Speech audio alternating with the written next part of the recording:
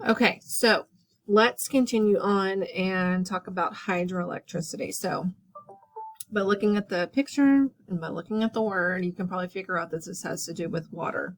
Okay, now the water has to be flowing in order to produce that energy. It cannot be just standing stagnant water. Okay, so typically when we are harnessing hydroelectricity, we have to use a structure called a dam. So a dam is a massive wall built in the path of a river, and it creates a holding tank or a reservoir behind the wall. Okay, so it is built across a river, okay, and creates a reservoir.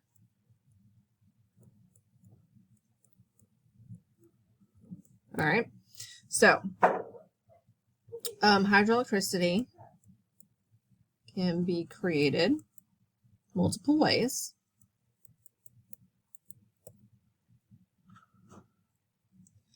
But usually involves a dam, like I said.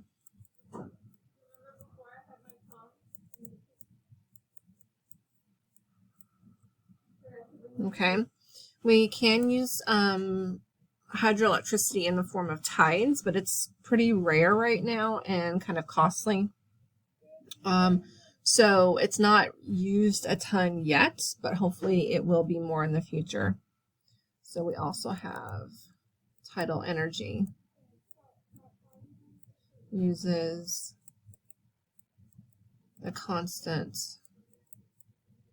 motion of water. Okay, so let's talk about how hydroelectricity is created. And guys, it's very similar to the way energy is created in the non-renewable energy. So we think about creating steam, which turns a turbine, which turns on a generator, creates electricity. It's kind of that same process. Okay, so there's kind of a theme with all of these types of energy sources. So you have the reservoir, which is the holding tank, and so then you have a very small intake. So this is a controlled flow of water. So water moves through the intake.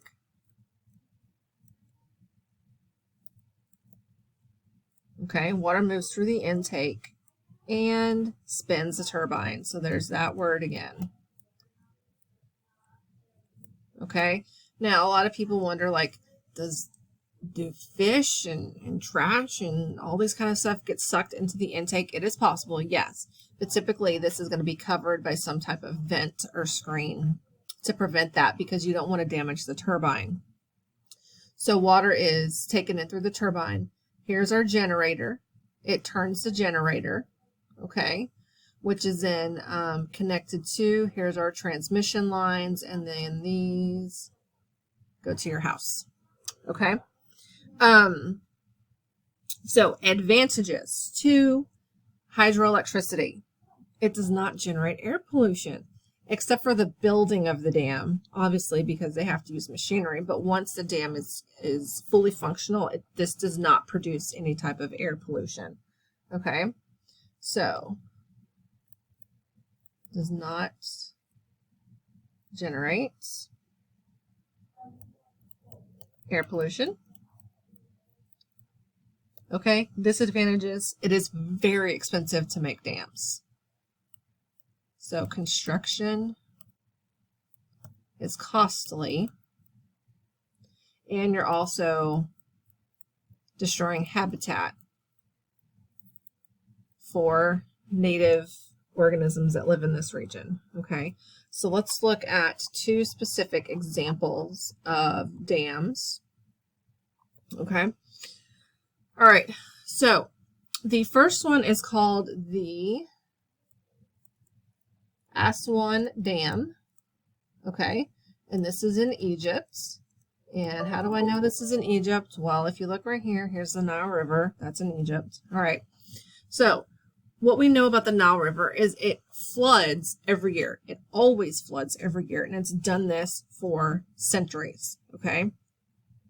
Now, the flooding is actually good for the surrounding farmlands, because what it does is it takes the sediments from the river and it deposits them into the farmlands, which then provide nutrients that are needed for plant growth, because y'all, this is in a desert.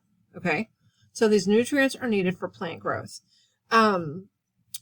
When the Aswan Dam was built, and this is a satellite image, you can see right here, no, I'm using a blue pen, right there's the dam. Okay, so it has basically stopped or controlled the flooding of the Nile River, which has then impacted the surrounding farmlands negatively. Okay, so the Aswan Dam, it controls the annual flooding. Okay, but it has hurt the productivity of farmers because they're not getting those deposits of sediments from the flooding of the river. So it has hurt productivity of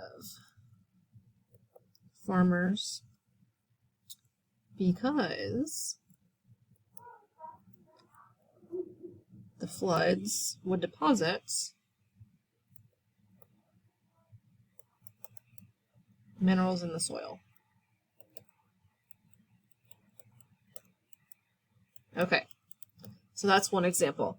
The other example is going to be coming to us from China. So this is the Three Gorges Dam.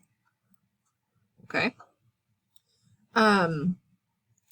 So the Three Gorges Dam is kind of like an ongoing fiasco in China. They had to displace thousands of people from their homes in order to build this, and as well as destroy habitat for native animals in this location. It is the largest dam in the world. If you look at this image, guys, it's huge. Okay. And the problem with this dam is it's constantly needing repair. And so the cost to keep it running is more than what it's actually saving energy-wise. So this is what we consider to be a failed attempt at hydroelectricity because it costs more than it should.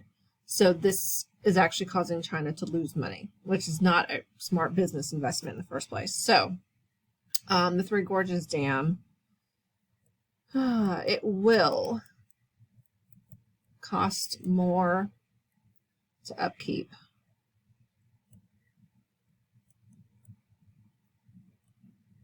than save money. Okay, so that is solar or hydroelectricity. All right, let's move on to solar. Solar is pretty simple, guys. Okay, so when we look at solar energy, there are two types. We have active and passive solar energy. So active is when we use these things, and these are solar panels, which contain photovoltaic cells. They capture the sun's energy and they store it. So you know, I always hear the question, well, can you have solar energy on a cloudy day? Absolutely, because these are kind of like batteries that get charged up. They store the energy. Okay, so people that had solar panels in this winter storm that we had, where people lost electricity, if you had solar panels, everyone that I've heard talk about this on the internet, they kept their power because they have solar panels on their roof. So the photovoltaic cells, they capture sunlight and convert it to electricity. Okay, so you guys have seen people in the neighborhood with these solar panels on the roof. And some of these are so efficient that, you know, when you get your electricity bill at the end of the month, the electricity company actually owes you money because they've had to borrow because there's just so much electricity available from these solar panels. So it's crazy, but they are really expensive to install, like $30,000. So the second type of solar energy is passive energy. So passive energy, literally just means letting sun come through your window to warm your house. There is no equipment. And it's how a lot of places that don't have any type of HVAC unit, they basically just allow windows to let the sunlight through. So the disadvantage to passive is it cannot be collected or stored. Okay. All right. That is solar energy. All right. So let's move on to geothermal energy. All right. Geothermal means it is coming from the earth. Okay. So, the earth generates its own heat. So we're able to gather that heat, harness it, and use it to produce electricity. We don't really use this in the United States. A place that uses this a lot is Iceland, because they have a lot of volcanoes in Iceland. So when we are looking at geothermal energy, it all has to do with water. So water gets pumped down into the earth, okay, where it meets the heat that's produced from the earth. It gets warmed up and it comes back up, and it's used to create electricity at a generating station, and then that gets sent to your house. So geothermal energy is using heat stored in the earth